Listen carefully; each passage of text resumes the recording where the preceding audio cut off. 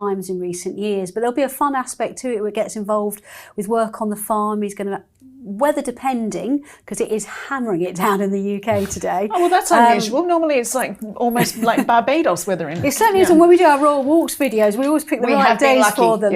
But today it's hammering it down. And but he's hopeful to be picking some stuff in the orchard and feeding the sheep as well. Lovely. Now, apparently Catherine will soon be heading north of the border with William next week. What's going on there? So on Tuesday, they're doing a day of joint engagements, what we like to call our royal away days. And they're there as not just as Princess of Wales, but the Duke and Duchess of Rothesay as well. They're in Stirling and Falkirk. And it's going to be a real fun day of engagements. They want to highlight things that are kind of the Scottish community, they're passionate about traditional arts and crafts. So they're also going to be trying their hand at curling with the Team GB and Paralympic GB team. They'll also be getting to weave tartan, Richard. Oh, does this mean that Prince William will be wearing a kilt? Well, that's bad news for you, because you know what you've promised, that you'll wear one when he wears one. Oh God, I'm getting nervous now. A shiver's gone down my spine. Unfortunately, for personal reasons, I can't be there on Tuesday, but I am going to have a word with the press office and say, please, please, please get him to wear a kilt, because that bet is on, Richard, if he does. And there's another engagement which we can't talk about for security reasons, but it'll be a really, really good fun day. Love a bit of tartan.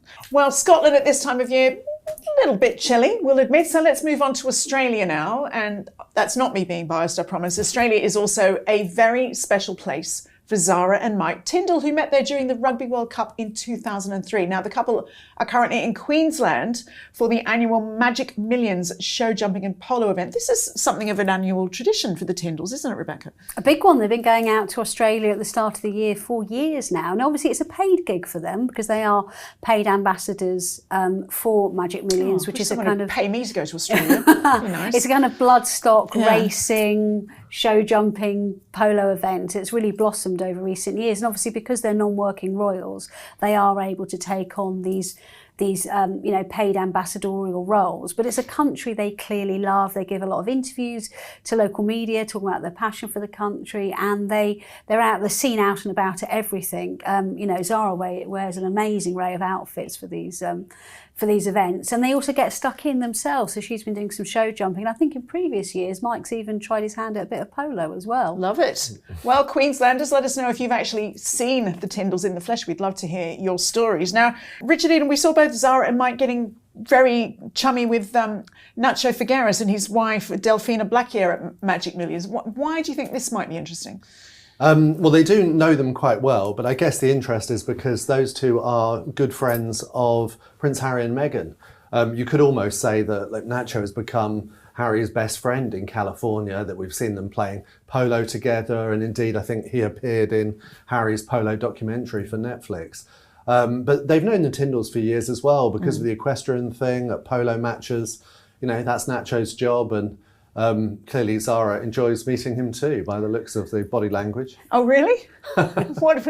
Elaborate. So mischievous, Richard. Well, it has been said he's a very handsome man. He's done a bit of modelling, and Zara's eyes seem to light up when he appears on the polo pitch. Well, apparently Mike Tindall was like quite friendly with Mrs. Nacho as well. I'm sure he was. So look, everyone's happy anyway. I'm sure Zara's only got eyes for Mike. They're all delighted to see each other. Absolutely. Well, Richard Kay, we've obviously heard many times, the friends of William and Harry having to take sides in this whole brotherly fallout. But this isn't the case for the rest of the family then?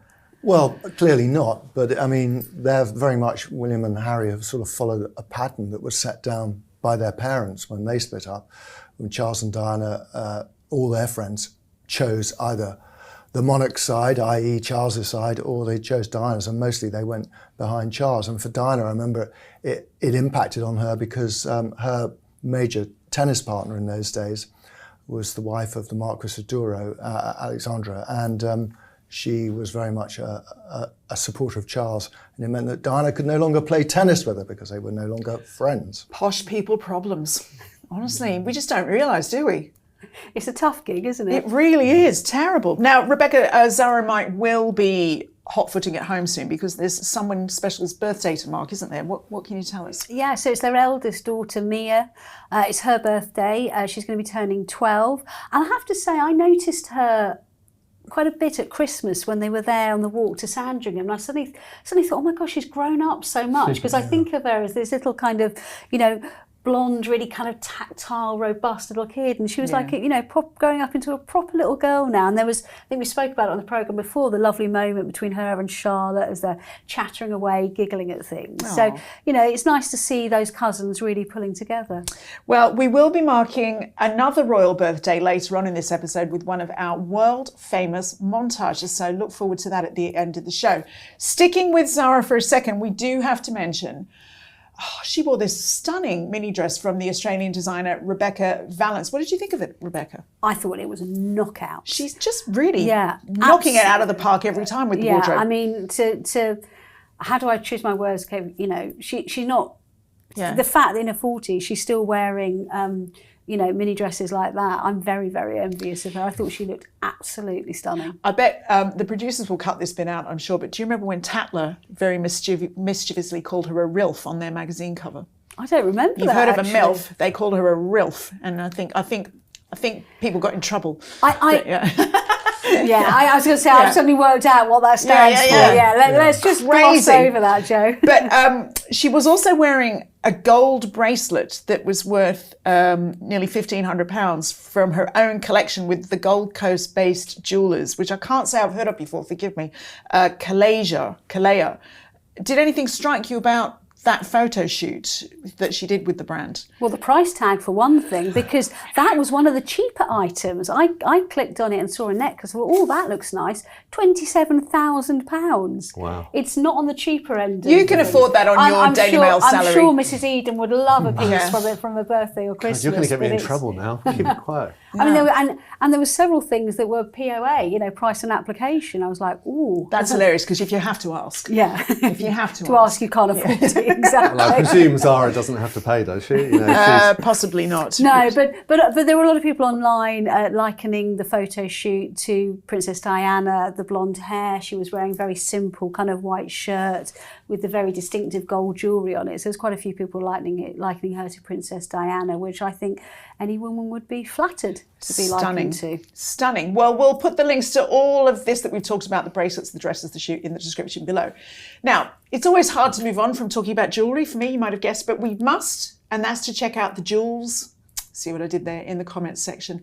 We'll start with those from last week's episode where my lovely stand-in Luke floated the idea of a Palace Confidential live event. What happens when I go away? These things get discussed behind my back, where we would get to meet some of you in person, which is exciting. So safe to say, Sir Squirrel-a-Lot was a big fan of this idea. And they wrote, hello from Upper Midwest, the USA. If you do a live event, it would be a real treat to see a proper English high tea. Would there be a wonderful facility that could give a glimpse into what it would be like to have tea with the royals? I know now the King has homes open to the public that offer food and drink. An alternative would be a pub-style Sunday dinner. Oh, now you're talking, Squirrel. Such a fun event it would be. That all sounds like a lot of fun. Watch this space. And if you have any more ideas for a potential in-person event, let us know in the comments below. I always like a pub lunch. Well, I'm very happy to be paid in scones. So Scones. Bring it. Scones. Scones. That's a big debate. It's scones. Jam or cream first? I mean, jam first. That's a whole program. This is going to get acrimonious. Calm down. Actually, I'm with It's Joe. gonna get- It's definitely jam It's first. going to get violent. Jam on my scone. Another discussion, back to business, from last week was Prince Harry's ongoing bid to secure police protection while in the UK and whether he could be deemed an IPP, that's internationally protected person, thus allowed police protection in the US. And on that, Katie Hill commented, the other aspect of Harry's protection issue, the man is now just a celebrity. Ooh, meow. Regardless of who his father is, how do we differentiate between him and any other American celebrities? Most of them have dangers from stalkers, overzealous fans, etc. Will the government start giving all of them protection too? Interesting question, Richard Eden. Yeah, it really is. I mean, what a can of worms. I mean, that's what we're waiting, probably later this month, to hear the outcome of this review into Prince Harry's security and whether he is going to have taxpayer-funded, armed, automatic police protection in Britain. And if he does get that, then it's a matter of governments discussing whether he gets this status of international protected person, which would or could then entail American taxpayers having to pay for their security in the States. So it really is a can of worms. But does it also, would it necessarily, you know, have George Clooney, etc., going, oh, hang on a minute, you know, I've got a stalker, it does set a weird precedent. Well, yes, but I think that's between governments. So I think it's, if a foreign government says this person needs protecting, then that's respected by other governments. But as we discussed last week, that's normally when that person is just paying a short visit. They're going somewhere for a week or two, not when they're actually living there. But that's what they're looking at, and it's a complicated, controversial subject. It is indeed, and we'll have more on it, I'm sure, in the coming weeks. Now, we also received this question from A. Cover. What will Camilla's job be when King Charles passes away? Will she still do events? Oh, Rebecca, goodness me, there are some morbid questions sometimes. I mean, and we should say that perhaps it's always possible that she may outlive the king, or the king may outlive her. But what would happen? What would Camilla's title be? Yeah, I always feel slightly uncomfortable answering these questions because it almost feels disrespectful. That said, the members of the royal family, more than any citizen in this country, have to actually plan their own funerals and lives. So that's why I kind of will answer it. But so each person makes it their own, basically. I mean, she would be known, I believe, as Dowager Queen Camilla, to obviously differentiate her from Queen Catherine. But she, could choose to use a different title. Obviously, Queen Elizabeth II's mother decided to call herself Queen Elizabeth the Queen Mother. So each their own.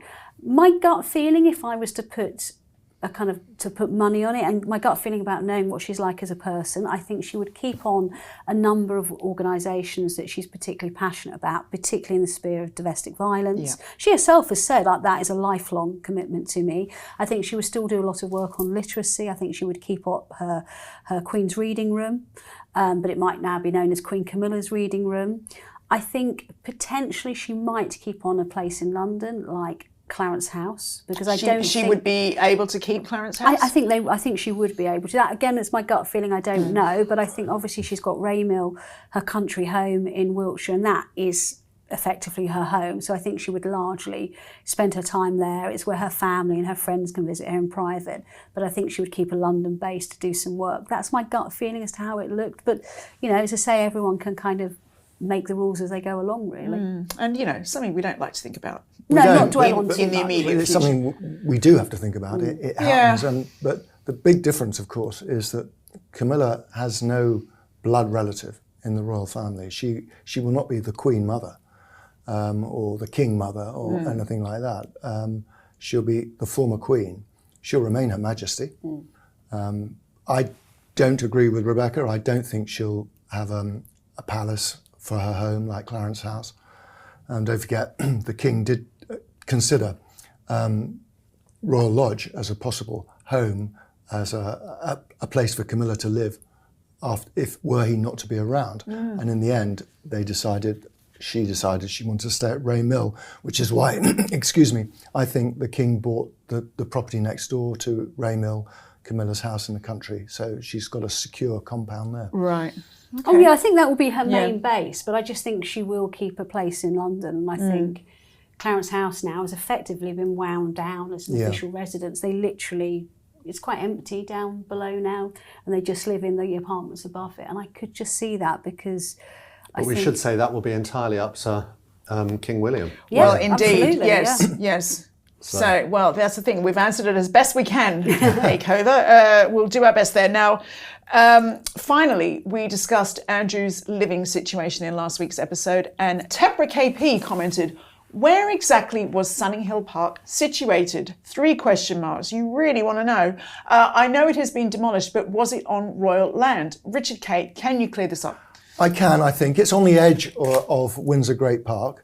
It was on land which was purchased by the Crown Estates in 1945. I know it's a long time ago, but the purchase was made originally so that the young Princess Elizabeth, who became Queen Elizabeth, and her new husband, Prince Philip, could build their own home there. In the end, They never did build a home there, but the Crown Estate kept the land, and that was the land that the Queen gave to Prince Andrew in 1986 after his wedding, and where Andrew built Sunninghill Park. The house was erased completely, knocked down after its purchase in about 2013 or 14. Right. Interesting. Well as a regular episode of Palace Confidential, we released a 97-minute long compilation of Reading the Royals where Richard Eden talks at length about Princess Catherine, Princess Anne and the Duchess of Kent. Now, is 97 minutes enough of Richard Eden? It's the question everyone's asking. And a shout out is in order for Sandy McDougall, who watched the whole thing and commented, beautifully said, Richard, I cried through most of the video. Oh, well, if you did miss that clearly very emotional Reading the Royals compilation episode, it will play directly after this show. As always, thank you so much for your comments and do keep them coming for the chance to be mentioned in next week's show. Okay, let's get back to my panel, and in particular, the Mail on Sunday reported that Prince William has hired a communications officer who is a crisis management expert who's been described as bulletproof sunshine. That's it's a fabulous nickname. Richard Eden, tell us all. What can you tell us? Yeah, this is the latest press officer to be recruited by Kensington Palace, by William and Catherine. She's Liza Ravenscroft. I think I've got her name right, have I? And what was interesting and what they promoted in this article was the fact that her background was in crisis management, which is one aspect of public relations where, you might hire someone if you've got a big problem you need to deal with. Everyone at the palace is very keen to stress that actually her role will be as a general press officer. There is no crisis. She won't be having to deal with any crisis in particular. But it's an interesting appointment and one to watch.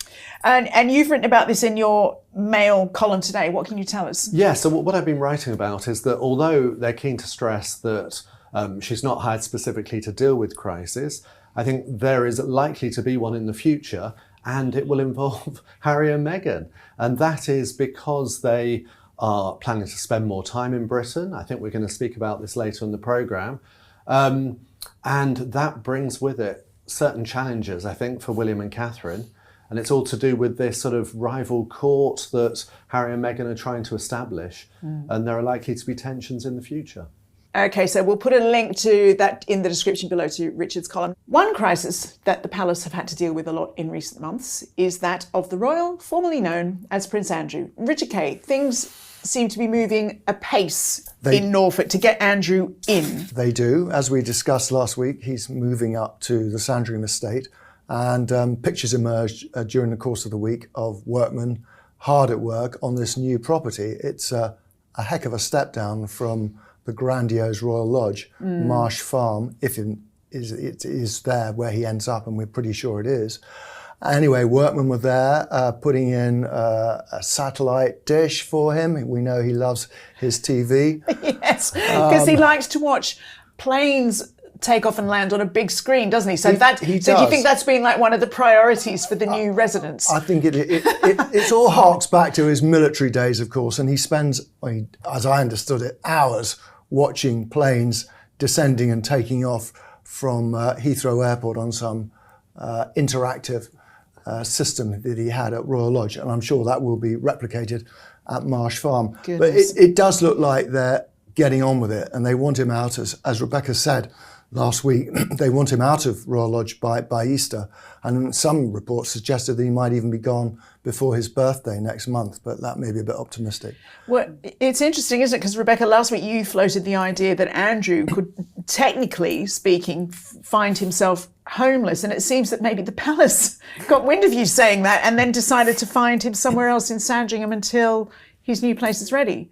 Yeah, so obviously his lease allows him to stay until October, but what I revealed in my piece of the Mail on Sunday was that, they've said no, Easter, you've got to be out of it, because obviously all the royal family gather at Windsor at Easter, so they don't want this uncomfortable situation where, they're all gathering and he's not part of that group. But the way it was explained to me was that Marsh Farm, it needs a complete refurbishment. It's been empty since the last tenant died, maybe 5-6 years ago. So it needs a lot of new kind of sanitary piping and things like that. And a big tally. And a big telly. Yeah.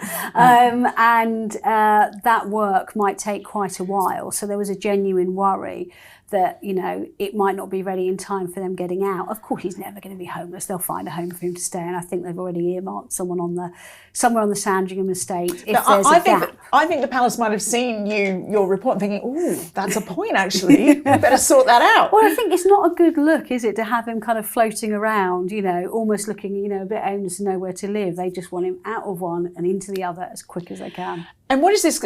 We also heard in the Mail at the weekend that inspections that were meant to take place at Royal Lodge never happened. Yes, so one of my colleagues did some Freedom of Information Act searches, which we have in the UK. And actually it's interesting because the royal family are exempt from the Freedom of Information Act. So it makes our job quite tricky sometimes, but there are ways around it. And they found a very clever way of asking the Crown Estate whether... Oh, is it not just because Andrew's no longer officially royal? No, it's nothing to do with that. It's Right. actually because they asked it of the Crown Estate, not the royal family. And they said obviously part of his lease was that he had to keep it in a good state of upkeep. And obviously we've seen little indications over the years that there hasn't been the case of peeling paint off the walls and, you know, have scaffolding going up because there were leaks in the roof. And that it emerged that the reasonable checks that they would have been entitled to do over these many decades he's been there, none have taken place.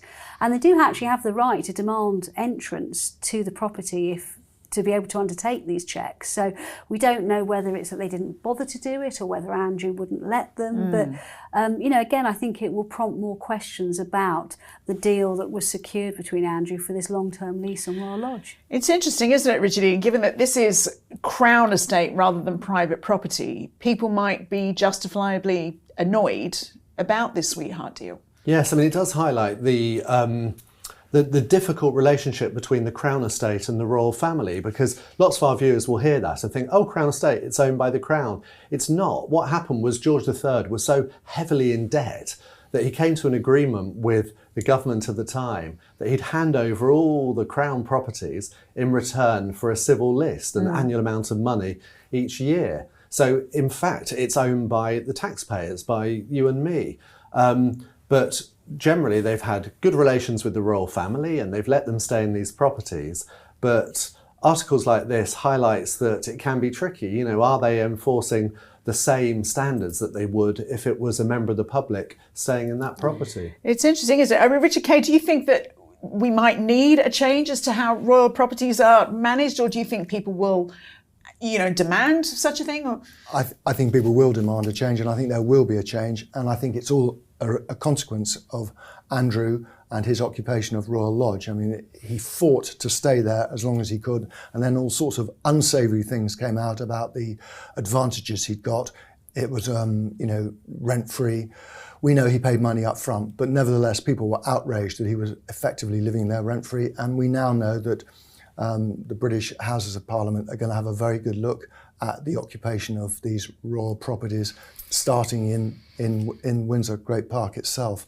And I think at the end of this whole enterprise, I think we'll have a whole new system of how royal properties are let to members of the royal family. It's worms open can. Yeah. It's incredible, isn't it? Well, let's move on to a report in the Sun newspaper now, which suggested that Prince Harry was going to ask King Charles to open his Invictus Games when it comes to the UK in July in 2027. Now, Rebecca, tell us about this. How likely is that? Tell us about very passive-aggressive to just announce this. To put it out through the pages of the newspaper and not really give the palace a chance to respond properly.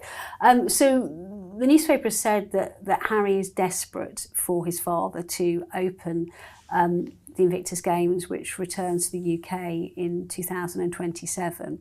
And that he would like other royal family involvement there, but particularly his father. And obviously there's been a lot laid on this story about how they're very keen for a reunion, and this could be the perfect example of how it's happened.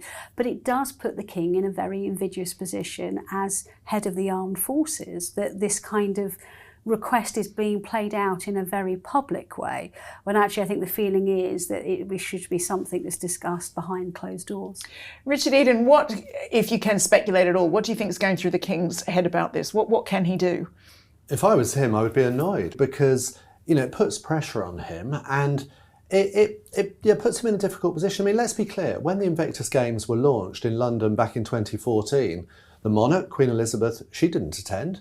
Then Prince Charles and Camilla did, and Prince William, but the monarch didn't. So there's no obligation for the king to attend these games next year. But I'm sure he might want to. He'll support ex-servicemen. But the whole way it's been done is awkward and I would say unpleasant. Because it feels like when you invoke this, it's such an emotional event because of the veterans being involved. So that you could almost understand the king feeling like he can't say no. Yeah, I mean, let's be clear. Invictus Games is a great charity, it really is. Harry was encouraged to set it up. At the time, he did so with William and Catherine as part of their foundation, and he was inspired by the Warrior Games in the USA. And it's a great cause, which I'm sure all the royal family admire Harry for being involved with and want to support. But like I say, there's no obligation on the king to attend this, and I think the general feeling seems to be that they hope that relations with Harry and Meghan will be much better by that time, and so then it would be natural that he would attend. But let's wait and see. I mean, I would just, sorry Joe, to add to that. I mean, I've attended quite a few of the Invictus Games in my role as a royal correspondent when Harry was a working member of the royal family. And Richard's right; they are absolutely amazing events, and it just feels. I don't know, it feels to me slightly distasteful that, the amazing efforts of these men and women are kind of being used as a pawn in a kind of, a public game between father and son, which is why I think, very strongly, I know people within royal circles believe this is something that should be addressed between them privately, because it kind of sullies what's going on. Yeah. You should be focusing on their achievements, not using it almost as leverage to get your father to back you. So I think there's a lot of people who feel quite uncomfortable about this. Yeah, it's just such a tricky position. But Richard Kay, if the king is feeling like, he can't say no, there's potentially a bit of an escape hatch, isn't there? There's a diary clash here that the king will see as also a very important date in the calendar. Yeah, there is. I mean, I think the king may well feel he's being bounced by Harry or Harry's people into sort of prematurely, if you like, accepting an invitation to open the games. But of course, the games actually coincide with Queen Camilla's 80th birthday. And he wants to make a bit of a fuss about his wife's birthday, quite rightly too. I mean, it's quite possible that there will be some form of national service to mark her 80 years. Oh, I thought you were going to say holiday. I don't really think excited. We'll get a bank holiday in July. But again, it will coincide with the Invictus Games. How he marries the two, can he do one and not the other, or can he do both? We'll have to wait and see. Yeah, and also, Rebecca, there's been a suggestion that Meghan could join. Yeah, again, a kind of a part of this kind of, I suppose, public war that's being waged, a kind of PR war to try, to me, it seems to almost put the royal family in a kind of slightly awkward position, but it's been floated that in the Sun on Sunday, that Meghan could come over for this event, firstly for a Year to Invictus event in this July, and then for the event itself the following year, if Prince Harry wins this battle to get, round-the-clock security protection returned to him and his family, because he's always said, I will not bring my wife and children here at the moment because I do not feel they're safe coming back to the UK. Which is a shame, because she loves the UK. Loves it here. Yeah. So again, it just feels like, as I say, what should be kind of private conversations and private battles are being played out in public for, as part of a kind of PR war. I would also add to that, I mean, I saw a report saying that, the king might even offer them if Harry wins this security battle and Meghan does decide to come over for this big launch event this year, that he would give them Highgrove House to stay in. I mean, that is an absolute non-starter, not least because Highgrove is open to the public between April and October each year, so it's not the most private place to go. That's why the king doesn't really go there at that time of year, because it's full of tourists coming to look around his garden. But I've also done a bit of checking out, and that's just not going to happen. Right. That might mean doesn't necessarily mean they won't be given a place in another royal residence, but definitely nothing like that. Yes, well, Richard, there's been a report in Us Weekly, hasn't there, but that sheds maybe a bit of light on what Harry and Meghan's plans will be going forward. Yeah, this is really interesting because Us Weekly is that publication which Harry and Meghan have cooperated with in the past. We saw that amazing feature when it was all about how wonderful they were to work for. Number one, the royals don't want Harry to destroy himself because they're actually kind people and they know his limitations and they know how intellectually weak he is. But also remember, he does remain in the line of succession. He does remain the king's son. So they're also acutely aware of the potential risk to the British royal family. But look, I do want to get to that court case in just one moment, Tash, because there have been huge developments on it. But first, can we talk about Catherine and William, please? Because as Tom Sykes said, they did flood the zone with keep calm and carry on vibes, with Prince Harry's legal case spiralling into an intimidation controversy. The Wales has had a curiously full day of drama-free engagements, and it was just wonderful to see. We are on a mission to 700,000 subscribers, so I need you to do something for me right now. It is free, it is easy, it is simple. Just hit that subscribe button on YouTube. That's because over 50% of you watching this video haven't done that yet, and it is the best way to support Outspoken. We're totally independent, by the way. No big tech backing, no billionaires pulling the strings. And if you turn on the bell, you'll get alerted to all our new videos. Sykes said the Prince and Princess of Wales were both out on public engagements, with friends telling royalists the couple did not want to be distracted from their duties by Harry's controversial court case. Good on them. Another irritation in the form of Prince Andrew, who is back in the news, was similarly swatted away by the couple's allies. And Sykes says the contrast between William, Catherine and Harry could hardly have been sharper.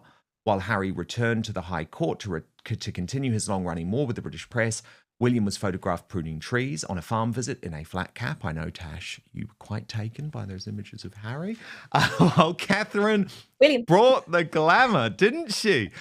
With a full-fat Windsor Castle reception for the British women's rugby team, the Red Roses, who won the World Cup last September. So, Tash, before we get to these individual engagements, it's very important, isn't it, at the moment that we do see William and Catherine doing what the royal family are meant to. And they are brilliant sometimes at just putting the drama to one side and bringing the attention back to the good deeds, the good people of Britain, the good people of the Commonwealth, and thank God for it, given all of the drama elsewhere.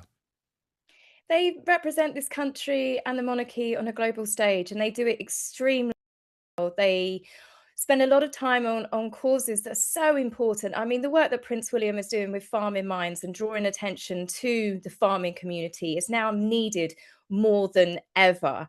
Catherine being the patron of the England Roses, I mean, there were some wonderful photographs, and you can tell that she was incredibly happy to welcome them to Windsor Castle. They were happy to be there. And these are the sorts of joyful events that you want to see. You want to see them using their platform to elevate others, to celebrate the England Roses after winning the Rugby World Cup, to then also celebrate the hard work that farmers do every single day. And the fact that Prince William is constantly highlighting that these people are often forgotten about. And this is where the royals do their job well. They give voices to people that necessarily wouldn't have them. They remind people of the incredible jobs that farmers do just by Prince William going there. And Harry and Meghan, they're just insignificant. I think that Prince William and Catherine don't even care about them anymore. I think that they are indifferent to them. The royals have shown that they never needed Harry and Meghan. They were barely there long enough to scratch the surface, Dan. I think Meghan spent longer, I think she did more engagements on the royal tour than she did throughout her entire career, that she was briefly part of the royal family. They're little more than just an ink blot in the history pages, Meghan especially. Harry only handled being a full-time working royal for, I think, 2 years more than what until Meghan came on the scene. Bearing in mind, he only left the army, I think it was 2014 or 15. So they've hardly had a long-term royal career. And the brief time that they were there, they've turned the public against them. They've destroyed all public goodwill. People don't associate them anymore with being members of the royal family. Catherine and William and the King, the Duke and Duchess of Edinburgh don't need to keep calm and carry on because Harry and Meghan simply no longer matter. There were some lovely moments with Catherine because she looked so wonderful, but apparently she'd arrived in her own car and this was her leaving Windsor. Watch this. Move, quick, lock.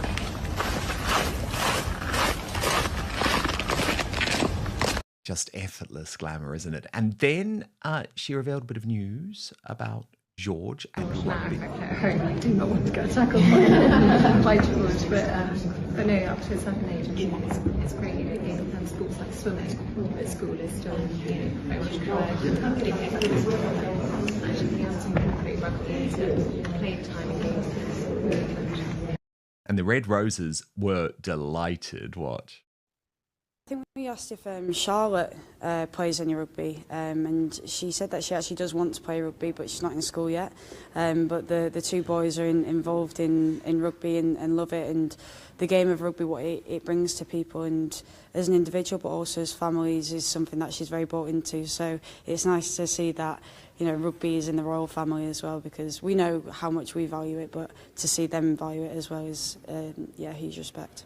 And Royally Bell posted the Princess of Wales drove herself to Windsor Castle this afternoon to host a reception for the England women's rugby team in an Alexander McQueen suit and stilettos.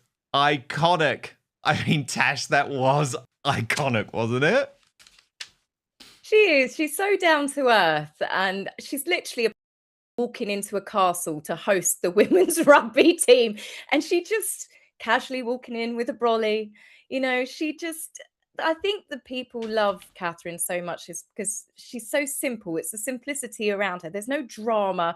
There's no airs and graces. She just is graceful, kind, sweet, always looks lovely, always looks impeccable. And she's always got a big grin on her face. And people are so excited to spend time with her. And I can't blame them either. I think I'd be grinning ear to ear if ever I had the opportunity to meet the Princess of Wales. Obviously, this was in stark contrast to what was going on in the High Court, Tash, and this is incredibly serious and a huge contrast. And of course, Harry is heading to the United Kingdom.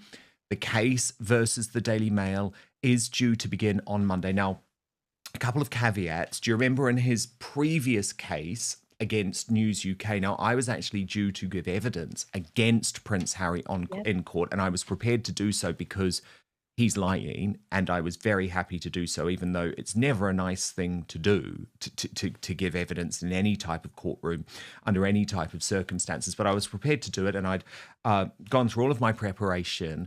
And then on the morning of the case due to begin, Harry came to this last-minute settlement with Rupert Murdoch. And the judge was absolutely furious because the case was delayed, a huge amount of money wasted. So the first thing I'll say is that Monday morning is going to be critical, isn't it?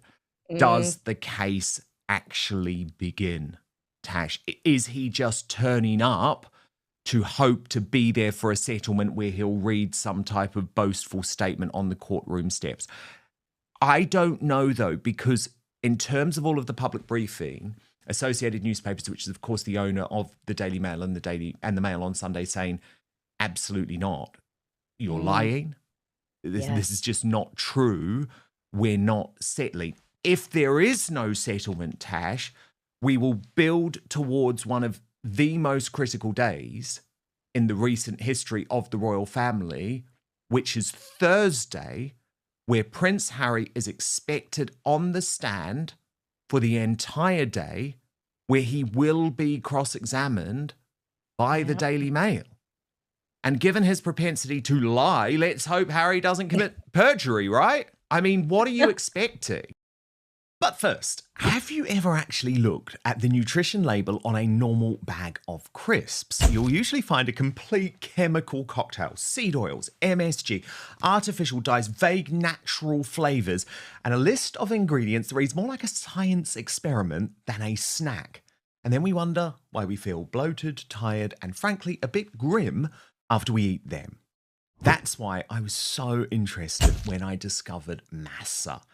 They're part of this growing real food movement, bringing back the kind of food our grandparents ate before snacks started being made in labs. Now, Massa's tortilla chips contain just 3 ingredients: organic, nixtamalized corn, sea salt, and 100% grass-fed beef tallow. That's it. So no seed oils, no mystery chemicals, just real food. And here's the crucial bit. They don't just avoid all the rubbish, they actually taste incredible. Snacking on Massa chips is nothing like eating regular chips. With Massa, you feel satisfied, light, and energetic. There's no crash, no bloat, no horrible sluggish feeling afterwards because they're made with real food.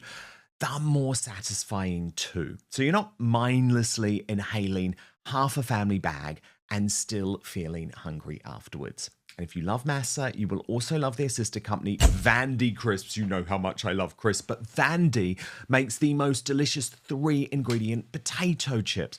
Proper flavor, proper crunch, without the garbage ingredient list. So ready to give Massa or Vandy a try? You can use the code OUTSPOKEN for 25% off your first order at massachips.com or vandycrisps.com. Or it might be easier, you can simply click the link in the video description box below or scan the QR code on screen to claim this delicious offer. And for our viewers in the United States, Massa and Vandy are now available nationwide at your local Sprouts supermarket. So stop by and pick up a couple of bags before they're gone. But now, back to the show. I expect Harry to tell his truth and nothing but his truth. The problem is, Dan, as we know, Harry's truth is not the actual truth. I don't think, in all honesty, from everything I've been reading, much like what happened with the last court case, that A&L are going to give him a settlement. Their main witness in all of this, Gavin Burrows, has been making it exceptionally clear that he never did any work for the Daily Mail or for the Mail on Sunday. And we know there's obviously a lot of things surrounding Gavin Burrows, the forgery, and a lot of other accusations, which I'm sure you'll go into. But I cannot see A&L going, yeah, do you know what? We will pay them off. We will pay them off. They are saying absolutely hands down that they have not done anything wrong. And I think you're right that Harry probably is that delusional, that he thinks he's got them by the short and curlies and they're going to back down because he's had it happen before. But I think they're dealing with a very different kettle of fish when it comes to this particular court case.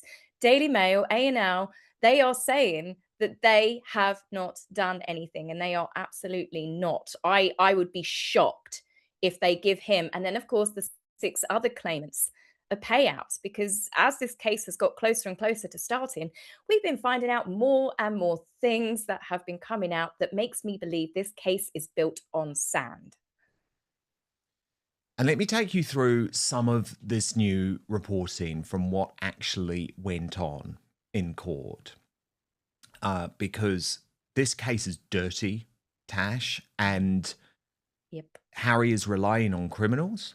I'm not exaggerating here. Actual criminals, right? Actual phone hackers he is relying on in this court case. And I think it could end up being devastating for him. I mean, look at this headline. Prince Harry's lawyers accused of dishonesty, fraud, and conspiracy. Allegations include payments for sworn evidence and the deliberate creation of a misleading email chain. Now, Tom Sykes has reported that a witness accuses Harry's team of intimidating him. This is Gavin Burrows, who you mentioned. And he outlined pre-trial hearings are usually pretty dry affairs. But today's gathering at the High Court in London, ahead of Prince Harry, Baroness Lawrence and Sir Elton John's case against the publisher of the Daily Mail, exploded into high drama as a key witness alleged he was being intimidated by Prince Harry's legal team, and Harry's legal team said they were being unfairly accused of fraud and dishonesty by the Mail's lawyers. So, as Tash points out, Gavin Burrows is this private investigator who was on Harry's side but has since recanted his evidence and alleged that his signature on a key witness statement saying he bugged cards is forged. He believes there has been a blatant attempt to intimidate him on the eve of the trial. Lawyers for Burrows said his fears for his safety meant he wanted to give evidence remotely from a concealed location. His lawyer said Burrows was contacted by Byline Times. Now, that is a truly corrupted organisation. They are the people who conspired with Prince Harry to try and destroy me. So I have huge sympathy for what he's going through. He said that it was a blatant attempt by them to intimidate him at the start of the trial. Graham Johnson, a convicted phone hacker and former News of the World journalist now aligned with Hacked Off, is understood to have also worked for Harry's lawyers' research team. Jonathan Rees, a private investigator, previously claimed to have bugged Doreen Lawrence, but he has also disavowed key parts of his own testimony. The Upsetter has a great primer on this story, and which summarises the history of the case. As chief evidence gatherer against the Mail, Johnson put Burrows on a monthly retainer of $5,000 plus expenses to deliver witnesses. Burrows, in turn, recruited Rees, and out of this convergence of 3 dark arts specialists emerged the sensational story of the bugging and hacking of Doreen Lawrence. The story was then relayed to Prince Harry, who persuaded Lawrence to join him in a super claim against the Mail alongside Elton John and his husband David Furnish, former Lib Dem Justice Minister Sir Simon Hughes, Liz Hurley, and Sadie Frost. Additionally, it emerged in the hearing that Harry's lawyers have been accused of dishonesty, fraud, and conspiracy by the Daily Mail. Harry's star lawyer, very slippery bloke, awful guy, David Sherborne, told the court that the publisher planned to make exceptionally serious allegations against his team of fraud, dishonesty, and professional misconduct. There was some comfort for Harry's team here, as Just Nicklin ruled that Associated must in part amend its written submissions. But I mean, Tash, and I'm sorry these details are grim, of course they are grim, but like seriously, he is now in the mud with the pigs. Oh, yeah. And this is a prince. So the mortification from Prince William is very clear. Charles, of course, should never have met with Harry last year, as William made clear, because now Charles is saying, well, of course I can't meet you this month when this case is going on, but this case was still going on then. But I mean, it is just extraordinary that Harry would align himself with such horrendous people. And Tash, can I also just say, because this is very personal to me, when I revealed that Harry had conspired with Byline Times to destroy me on false allegations, and people on the Sussex Squad side said, oh, you know, you're crazy, this is all a conspiracy. Hello, this is the same organisation now, Byline Times, who is trying to intimidate one of the key witnesses against Prince Harry. There are no coincidences here, Tash. We all see what is going on. Absolutely. I mean, Harry has no problem working with nefarious characters to get what he wants, clearly. These people, I mean, the irony that he's actually working with convicted criminals, convicted phone hackers to get dirt on other people. And he takes, you know, the high road, doesn't he? Preaching from his ivory tower about things that are morally corrupt. And he's actually actively working with his legal team alongside these people. And the Byline Times, I'm very well aware, I remember when they came after you. And it does seem to skirt around the same thing when it comes back to the Sussex Squad, Harry and Meghan, the people they choose to work with. I won't forget a certain Mr. Boozy as well. And there seems to be an awful lot of links to do with intimidation, trying to silence people, trying to silence Harry and Meghan's critics. And it all comes back round to the same murky swamp, as it were, with these people. And Harry, yeah, it's offensive to say he's in with the pigs. He's in a dirty, filthy swamp with some of these people. It's not looking good. I mean, this story was all to do about Harry battling the dragons and, you know, being very virtuous here. He was there to give people a voice and to defend everybody. And yet now we're talking witness intimidation, fraudulent witness statements, all sorts of criminal activities that in my mind are slightly worse than phone hacking in some instances. So yes, this is going from bad to worse. And there's probably a very good reason why A&L are not settling. I mean, this could even turn into another whole lawsuit in itself with professional misconduct if, of course, all of these allegations are proven to be true.